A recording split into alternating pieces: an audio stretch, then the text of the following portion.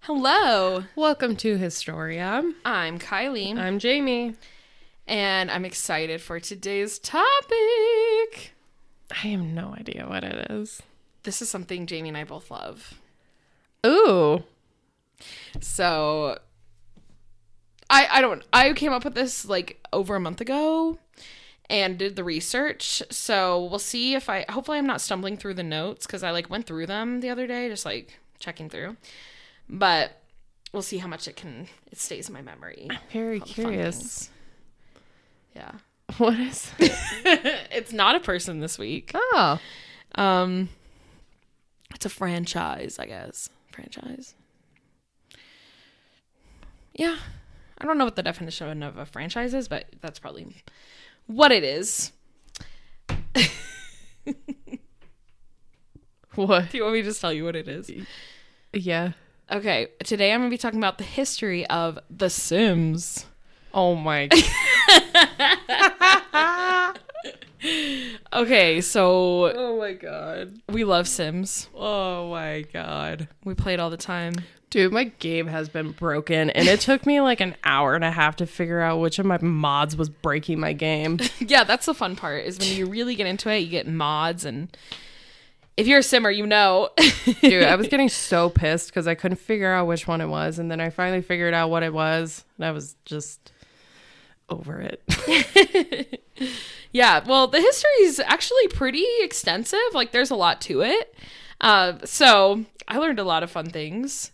And it's really cool. I love learning how, like, companies, like, build something from the ground up. Yeah. And this is interesting because if you don't know what The Sims is, it's a very big game that millions of people play. And we'll talk about the details. Okay, so you'll really learn about it today. But yeah, so I got a lot of my research from EA.com because it's the company that owns it. And they have a whole like history section on there. Really? Yeah. And then GameSpot, History of the Sims documentary. That was really helpful too. The Washington Post had like a ton of information too about like the company and everything that it went through. Before it was EA, it was owned by a different company. So we're going to talk about all of that. Uh-huh. Okay. You ready to dive in? Mm-hmm. Do-do-do. Do-do-do-do-do. Oh, Okay, God. I'm sorry. If you know, you know. Okay. The Sims allows millions of people to create the life of their dreams, build a home from the ground up, or create absolute chaos. Love it. That's my favorite part of the game. Creating chaos. But how did such a legendary game become such a phenomenon? Despite a rapidly changing video game landscape, The Sims still remains popular to this day. So let's talk about where it all began. There's this guy named Will Wright. He was born on January 20th, 1960 in Atlanta, Georgia. And he was the son of a plastics engineer and an actress. So quite the range. Interesting. And his father died of leukemia when he was 9. So they moved to Baton Rouge, Louisiana. And him, his mom, and his younger sister were the ones that survived his dad. He graduated from a high school in Baton Rouge. I can't pronounce it. At age 16. So he was pretty smart. It was young. Yeah. And he was first interested in video games in his childhood with the Chinese strategy board game called Go. And I don't really remember it. I watched a whole video on it, but it's been a while. But he liked that it had simple rules, but required strategy. So it was like, this is how you play, but you can also figure out some things that you can add to the game to make it your own. Mm-hmm. So he was fascinated by complexity coming out of simplicity. So pretty cool. He grew a passion for board war games when he was a teen. Interesting. I like think of Battleship, but Oh, I was thinking Risk. okay, yeah, Risk is a good one. Like those types of games he liked. And after high school, he attended Louisiana State University for 2 years studying architecture. He then switched majors and schools and moved to Louisiana Tech with a study in mechanical engineering. So he was like, he didn't really know if he wanted to like make things or like design things. Yeah. So he was interested in space exploration as well, robotics, military history, and language arts. What the hell? I think he was just trying to figure it out.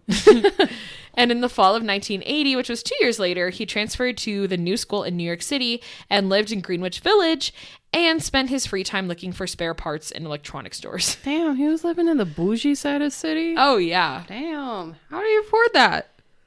Mama's an actress. I don't know if she's making money, but... I mean, he's an engineer, so he probably can do really cool things and make good money that way.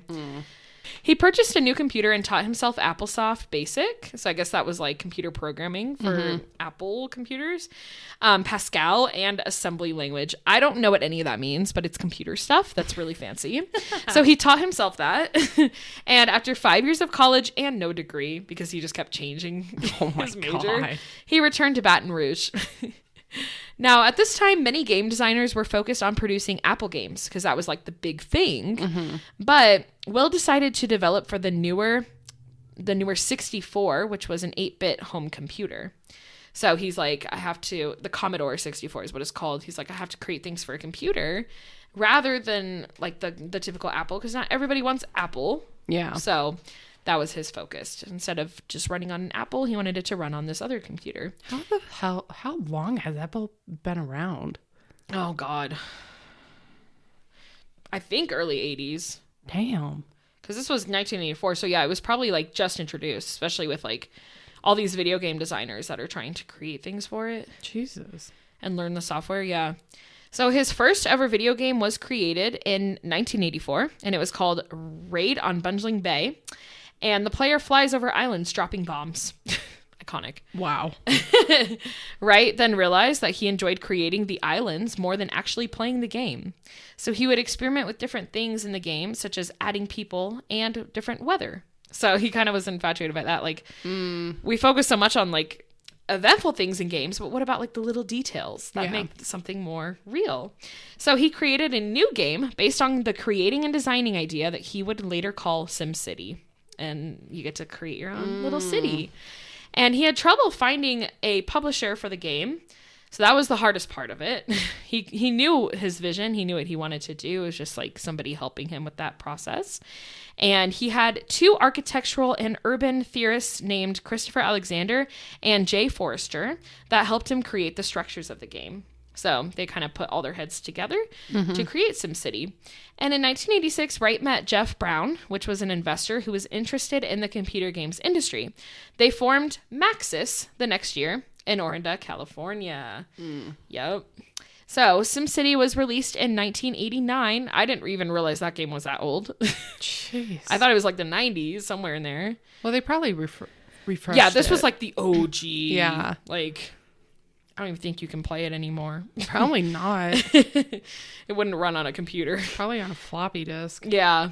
He defined the game like how it feels to play with a train set or a dollhouse, where you get to like really just see all the intricate parts and create whatever you want. Like it can be different every single time. You know, like in a dollhouse, you can change the way it's decorated or who's living in it. So the game allowed the player to define their own success. There was no like end goal. The end goal was just like feeling good about it, which I love those types of games because I'm not very good at winning things.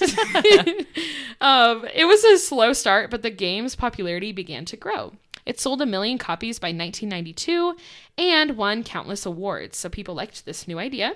And they even used it in political science classes. So it was like a way that a lot of professors would teach their students, like, build a city. That'd be fun. And like run it and see how it works. Yeah. That's like how we had to play Oregon Trail. Yeah. God, that game's hard. It really is. I always die. Again, I can't win. Just kidding. But yeah, so it was used for even educational purposes. SimCity was an example of a god game in which the player is not just a participant, but actually in control of the game's universe. Again, the best games. I love those ones, like, you know, Roller Coaster Tycoon. Oh, like, those are fun. yeah, just being Zoo the one Tycoon. creating it. So fun.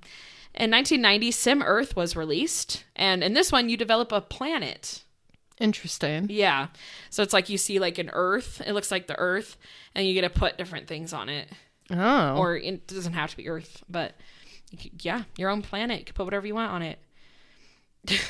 Interesting. And then he was like, I want more detail. So then in 1991, Sim Ant was created. It is the life of an ant. You walk around as an ant. What? And you see like giant leaves and stuff. That's a little too intricate. I don't really know. I don't know how it works. Like, I'm wondering if they just like have to build things as ants. Like, you have to collect like sticks. I wouldn't even know. Oh, that sounds stressful. I feel like that game would get boring real quick. Yeah. He's just experimenting at this point. Pretty much. That's what you got to do. Yeah. There were also a couple sequels to SimCity released around the same time. One day when he was playing on his daughter... Wait, what?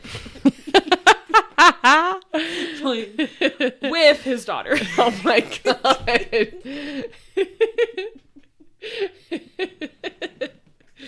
Jeez, Kylie. Oh my god. It looks like a UN, so I was like, his daughter.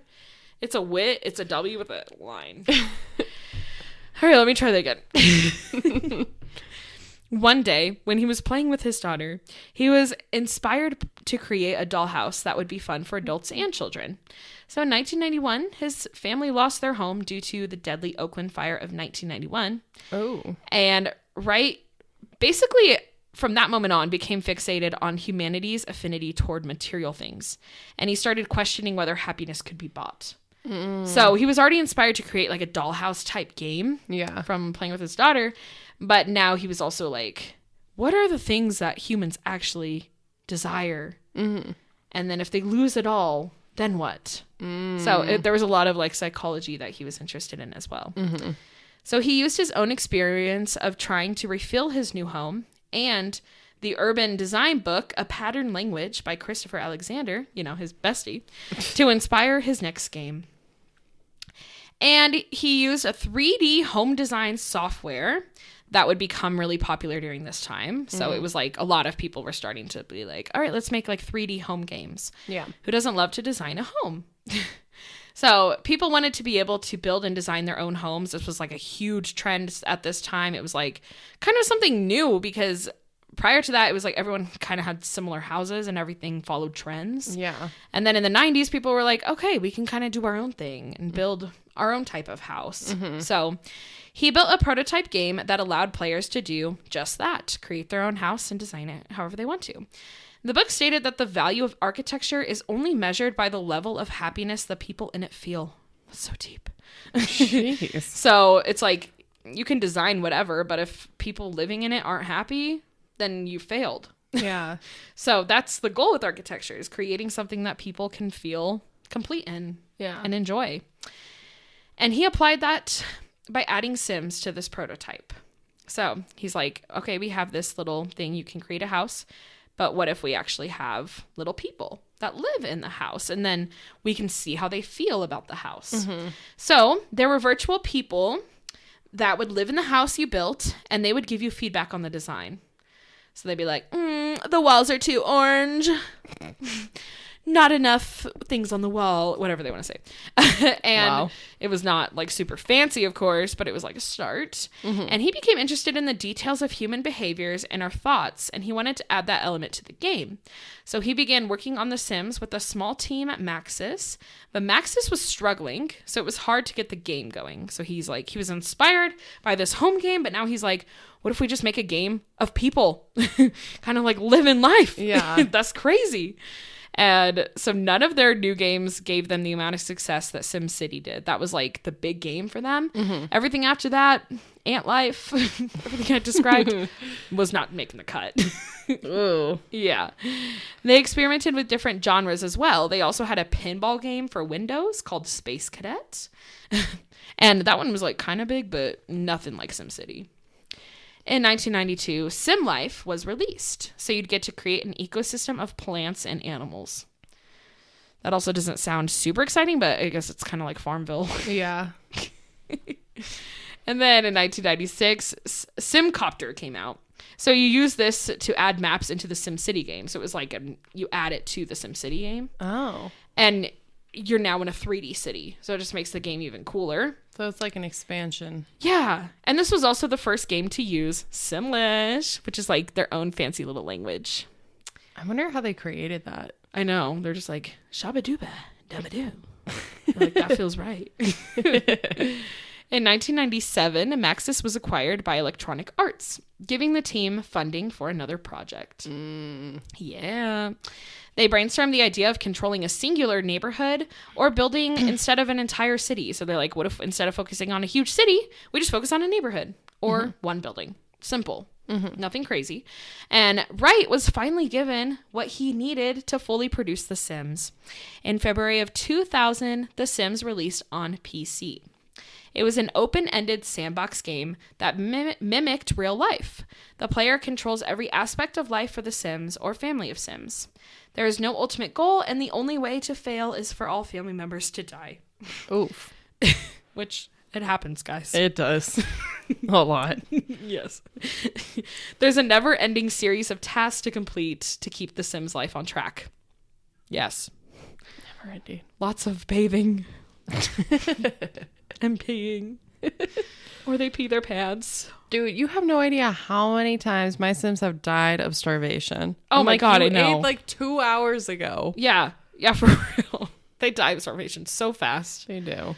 Oh. I'm getting triggered. The only way for a Sim to die at this point was an accident, like a fire or drowning. So that was like OG in the beginning. Now we have more fun ways to die in the game. More fun ways. But at this point, it was just fire or drowning. Dude, the funniest one, though, is when they've had sex way too many. Yeah. Too many. Woohoo. They're exhausted, and you make them do it one more time, and then they die. They die of exhaustion. Iconic.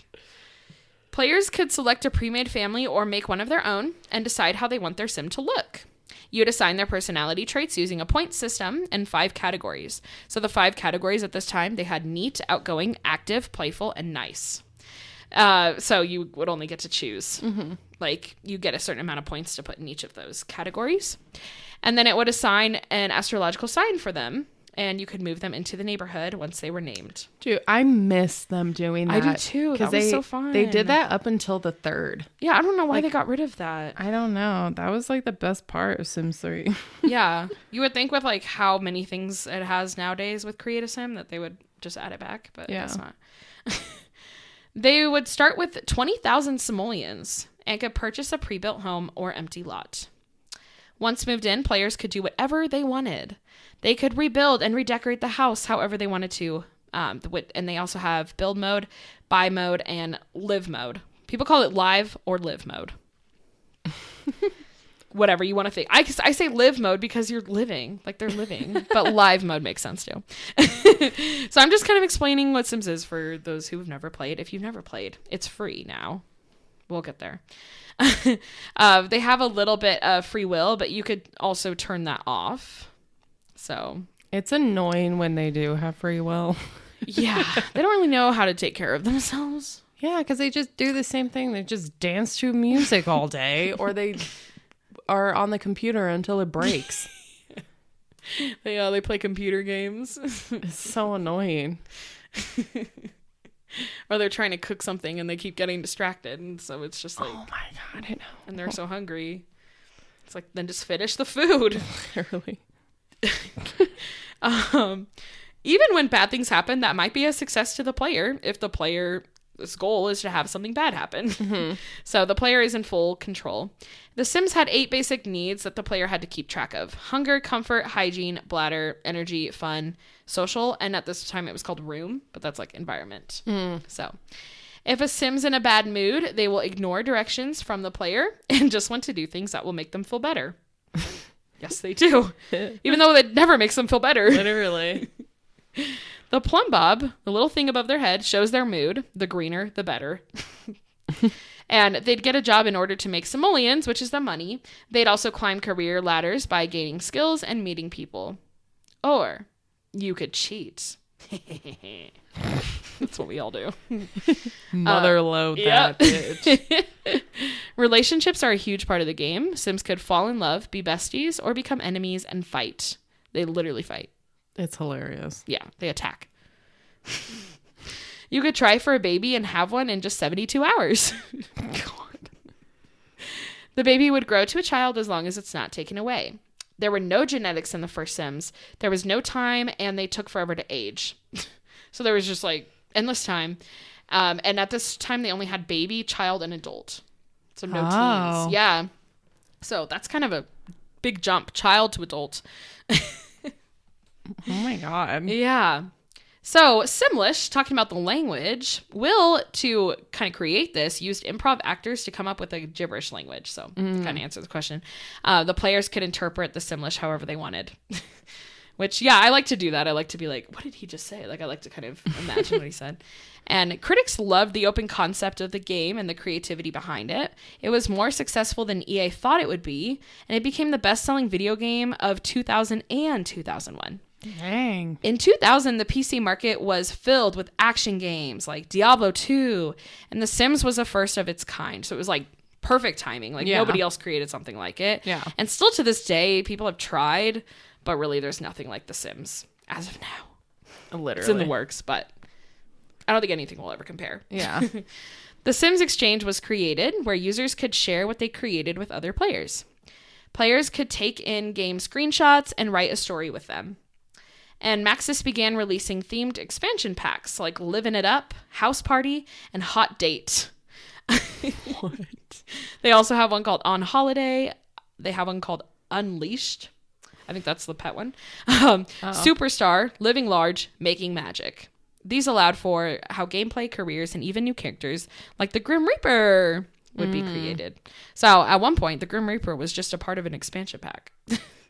So that's interesting. And you also got new objects. So The Sims Living Large came out, and with this, you got more houses. So there was a new bed that allowed players to see the woohoo happen. So it used to just be like, they would just disappear. Yeah. And now you could actually like, you don't see the details. Woohoo is sex. In case you don't know. You don't see all the details, but you kind of like the movement. Yeah, you see the bed shaking. Unleashed led to getting pets. Okay, so yeah, that's the pet pack. You couldn't control them, but you could play with them. So, and then Superstar, you could be a model, actor, or rock star. And there were many celebrity cameos like Avril Lavigne, Marilyn Monroe, and John Bon Jovi. Oh my God. So random. In Making Magic, you could cast spells and own a dragon. That sounds fun, having a dragon. Literally. And then, okay, so that was all the expansions for the first game. Mm-hmm. In 2002, The Sims Online had released on PC, so it was $9.99 a month, and players could create one sim and move them into a town with other players.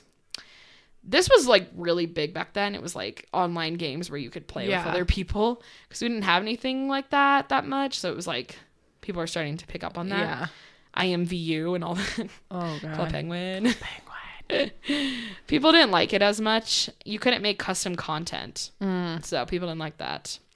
A free version came out later called EA Land. You could use real money to buy things you could add, custom content, but it only lasted for a month. So that's kind of lame. It only lasts for a month. In 2003, Sims was now available on Xbox, PS2, and GameCube. 2 gameplay modes were offered. So there was Get a Life, for the sim had to hustle enough to move out of their parents' house. So that was like the game mode that they could do. Yeah. And there was Play the Sims mode, which is basically free play. So they kind of gave you that if you don't really know where to start. Yeah. And they still have those types of things now, just more complex. So the console version had a limit to how many items you could place in your house, and houses could only have one floor at the time. There were also a couple more expansion packs that came out as well. So we had the Herbs and Bustin' Out. What? I didn't even want to know the details on those. So 2004, we had The Sims 2. Ooh. This was the one I started with. OG. Love it. And it was similar to the first game, but now Sims were more complicated. So they had bigger personalities and memories. You can now choose if they are money or family oriented, or if they longed for love or popularity. You could also choose their aspiration. You had wants and fears. And then they added genetics, so the baby would get appearance and personality traits from their parents. Wish they had that in Sims 4. Yeah, for some reason they felt the need to take that away. Literally. So that's great. The life stages for Sims 2, we had babies, toddlers, children, teenagers, adults, and elders. So we added babies. No, we are babies. We added toddlers, teens, and elders to Sims 2. That's pretty Wait, exciting. so like in the original Sims, you just were an adult? It was the baby child adult. So you And then you just just die adult. Yeah. That's it. Nothing to look forward to. Oh my god. And I know it took a while for them to add toddlers. So I think when Sims 2 first came out, they didn't have them yet. Yeah. And then eventually they added them to the game. Probably same with elders. I'm not sure about that one. So the Sims would remember positive and negative memories, and you could now see their family tree.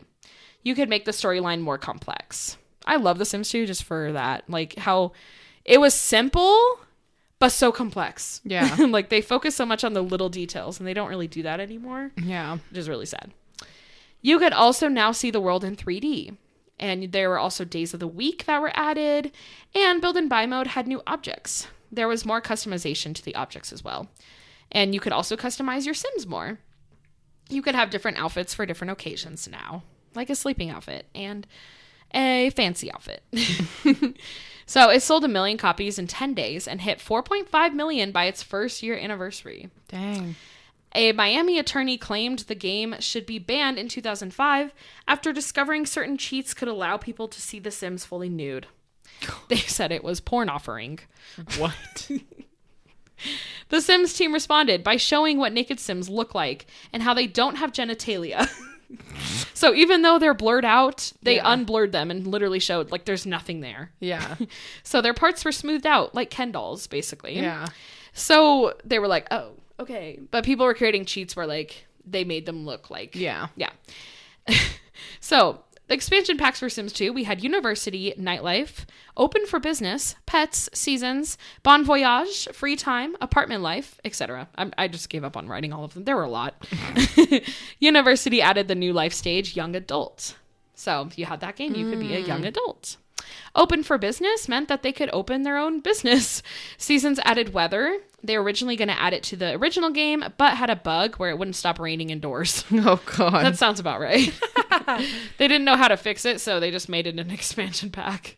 They're like, this is too much. Wait, so the expansion had it raining indoors? I think it was easier to fix the expansion than like Yeah. the entire game forever. I don't know. Yeah.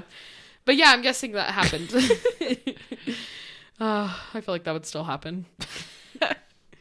Custom content was still big for Sims 2, and they released stuff packs as well. These were new. So there's celebration stuff, happy holiday, glamour life, family fun, IKEA, kitchen and bath stuff, teen style, and H&M fashion. Interesting. And then a lot of famous singers started recording songs in Simlish to be in the game, like Natasha Bedingfield and Katy Perry. Yeah. Sims 2 at this time also went to handhelds, so we had the PSP and the Game Boy Advance out. Love it. Yeah, I did a whole thing on Nintendo, so you can listen to that. But this was when that became really big. And then in 2007, The Sims Life Stories came out. So this was 3 different games. You could play through story mode of pre-made Sims before creating and playing your own. And it was pretty simple, like nothing crazy. Not a lot of free play, but yeah, pre-made Sims. In 2006, the development of The Sims gradually moved away from Maxis and given to The Sims Studio. This way, Maxis could work on a new project while new Sims games could be released. So at first, it was like Maxis and EA kind of working together. Now it's kind of moving away from that. In 2005, Will Wright announced he was working on Spore. It was a simulation that allowed players to control life on a large scale, creating a microorganism.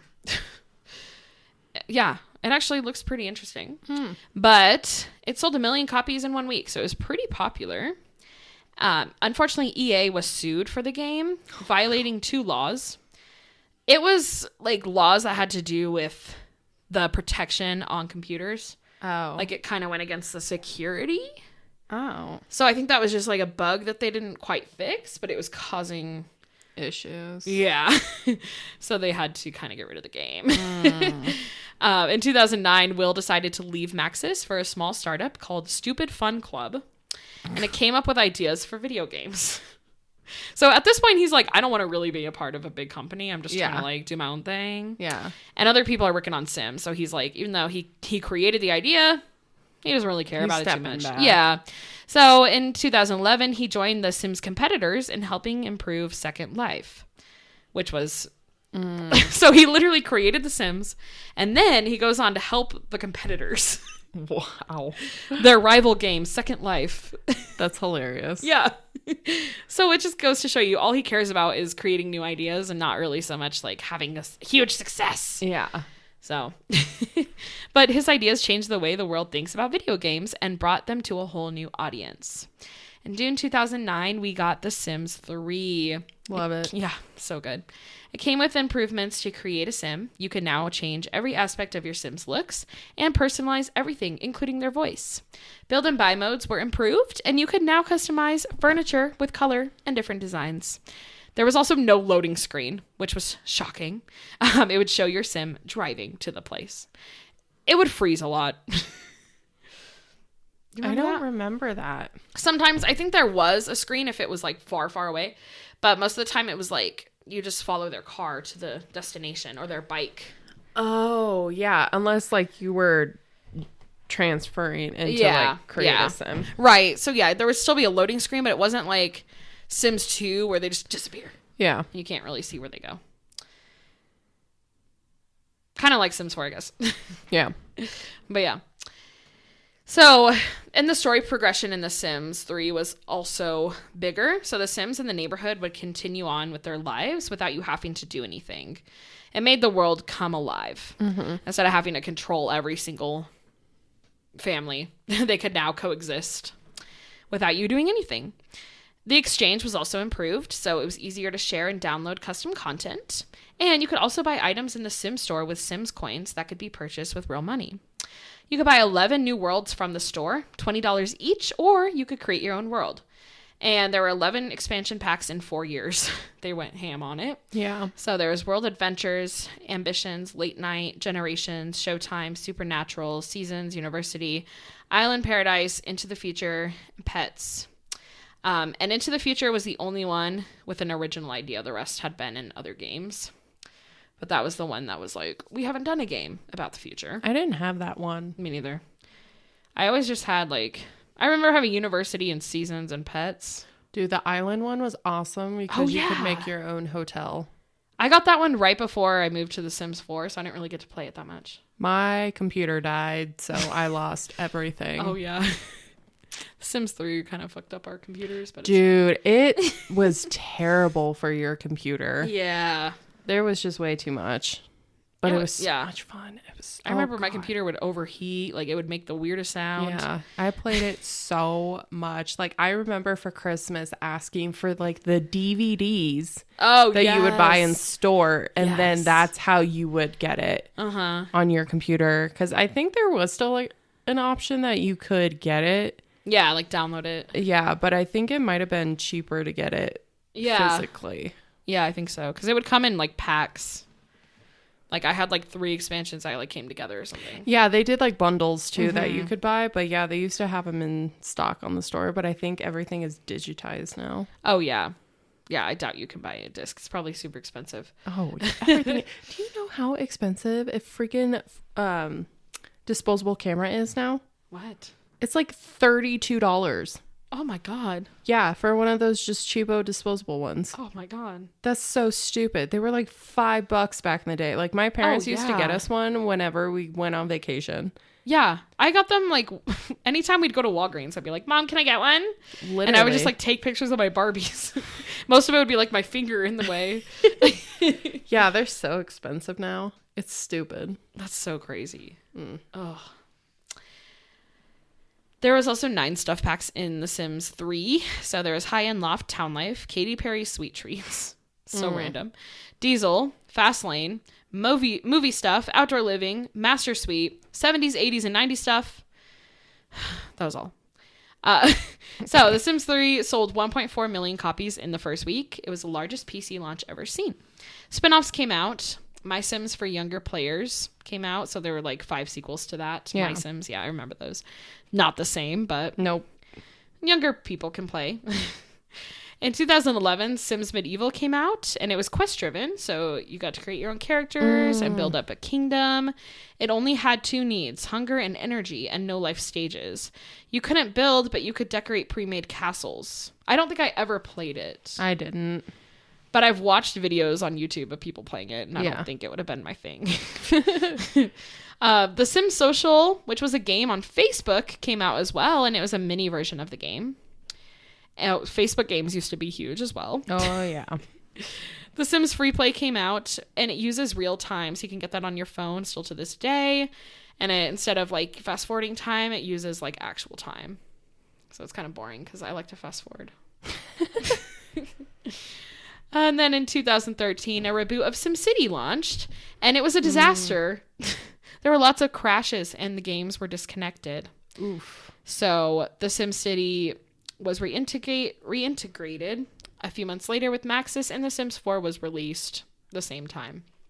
So we got a new SimCity with better upgrades and Sims 4. When I first saw the draw style for Sims 4, I was like, nope. So for, I think the first 3 years that it was out, I did not play it. Yeah. Until my Sims 3 died and I lost everything. I was like, I guess I'll go to Sims 4 because it did not take up as much room on my computer as the Sims 3 did. Oh, okay. I don't remember when I moved to Sims 4. I remember still playing Sims 3 like my senior year of high school. So I think it took me a few years too because I was like, why would I give up this amazing game? It's like once you buy all the expansion packs and stuff, it's like you don't really want to go spend money on the other one. Exactly. And that was like the point. I was like, I've loved the Sims 3. The Sims 4 draw style looks so weird. Yeah. And it was very different. Yeah. I think it was my sophomore year of college that I ended up having to switch over. Okay. But I mean, I like it now. Yeah, I remember like at that point, a lot of fans were like, I refuse to play Sims 4. Yeah. It's so different. So I remember just being like, yeah, me too. Until more people started playing it. And then I was like, okay, I guess I'll get it. Yeah. And then I saw how much easier it was on my computer. And I was like, oh. They upgraded emotions and details of their actions. And that's the biggest thing that Sims 4 focuses on. Mm-hmm. Sims could now be sculpted and you can customize each body part. So there's a lot of things you can do on The Sims now. Yeah. They just keep adding things as well. Build and buy mode were morphed together, and you could place pre-made fully furnished rooms in lots and could customize lots even more. Sims 4 was the worst reviewed game in the Sims franchise. So many things from the previous game were not in the Sims 4. There was a lack of features, especially in the beginning. They were like, what's the point of getting this new game if you ain't going to have shit in it? Yeah. That's a huge thing. But luckily it has a super active YouTube community, which has honestly helped the game grow a lot. Literally. So. Well, yeah, people have screamed of like what they wanted. Yeah. They're like, this is not working. Why is this not a part of like, I really thought that they were going to make infants an expansion. Yeah, honestly. And not give it to everyone. Yeah. I did too. Oh, this is the game where they added toddlers later. That's why I was so mad because you got toddlers in Sims 3 from the very first moment it came out. Yeah. And then when Sims 4 came out, they're like, oh yeah, there's no toddlers. And they're like, why would you take that away? Literally. The entire life stage. Like a baby to child. Yeah. And there were no pools in the beginning. That's so weird. You gotta have the pool to drown the Sims in. Literally. And now they just like step out of the pool without a ladder. They're smarter than us. So that's why you have to build a box around them. Yeah. But I think like if you force them to keep swimming around, they'll happen eventually. Yeah. We also recently got infants as a new life stage last year, right? Yeah. Yeah. Last year. Or was it 2022? I don't know. It was last year. Yeah, it was like summer of last year, I think. Yeah. Okay. That was huge. It was huge. Infants added a lot to it. Dude, it's so tough. It really is. So as of now, there's been 15 expansion packs. I honestly can't keep up at this point. Literally. With the stuff packs and the game packs and the kits, it's like... Dude, After they did the werewolves one, I was rolling because they're like furries, and it was so funny. I was like, in The Sims 3, they made werewolves look so scary and like terrifying and stuff. And this one, it looks they didn't even try. It looks like a cuddle bug. Yeah. Like, it's funny. Yeah. I never get into the like, I guess, supernatural stuff. Like, those are the only packs I don't have. I get into it for a little bit, but then I move on because all I want to do is make houses. Yeah. That's my go-to. I like to create lineages of families and like have them start from the ground and like move up to being super rich. Oh, mine's all about buying or building. Yeah, that's fair. I'm really big on building. I do like to build. It kind of depends. Like, I'll go through phases where I just want to build, and then I go through phases where I'm like, I just want to create like 10 generations. I never make it to the end because I get bored of families really fast. Literally. But yeah, the expansion packs they have: Get to Work, Get Together, City Living, Cats and Dogs, Seasons Get Famous, Island Living, Discover University, Eco Lifestyle, Snowy Escape, Cottage Living, High School Years, Growing Together, Horse Ranch, and For Rent. I don't think they've added one in the last month, but I can't keep up, like I said. There's also 12 game packs as of now. I'm not naming them. And 20 stuff packs altogether. Crystal Creations was the newest one. They just announced, those are kits, I think, the recent announcement. God, there's so much. I know. There's 27 kits and bundles you can buy as well, which is just like adding different items. And they're constantly adding new updates and being more inclusive. Also, it was announced that there is a potential movie. We'll see if that actually happens. Apparently, Margot Robbie's supposed to direct it. So what? Yeah. So we'll see if that actually happens. Interesting. But it could happen. They better focus on the Pancake family. I know. I'm like, all I care about is that they have the original families in it. Don Lothario. And someone drowns in a pool or catches on fire making food. Like, that's all I care about. It would have to be satirical. It would have to be. And I trust Margot Robbie with that. Like, I feel like it's going to be very similar to Barbie. Yeah. But I want it to be where, like, us Simmers understand the references. Yeah. And maybe not everyone, but, like, they still think it's funny. Freaking grilled cheese for days. I know. Yeah. So we'll see how that goes. Also, Project Renee is in the works. So that's basically like Sims 5. We don't really know much. I think after their announcement that they did on it, it's been very hush-hush. Yeah. And they said it would be coming out in years. They didn't even give us a year, did they? I don't think so. No. So we have no idea when that's coming out, but there's going to be a new Sims game eventually. And it better be good. I hope. And that's the history of The Sims. Dude, isn't it crazy? That's amazing. Yeah. So this one's very niche specific, but if you're a Simmer, you listened and enjoyed. So thank you for sticking around. Oh my gosh. Where can you find us? You can find us on Instagram and TikTok at Historia the Podcast, or email us at historiathepodcast@gmail.com. I think that's this week. Yep, there you go. Maybe I'll go play The Sims. I know, now I want to play. Now I want to download like Sims 2. Just to kind of bring back the old school. Yeah. I probably won't do that, but all right. Thanks for listening. We'll catch you next week. Bye. Bye.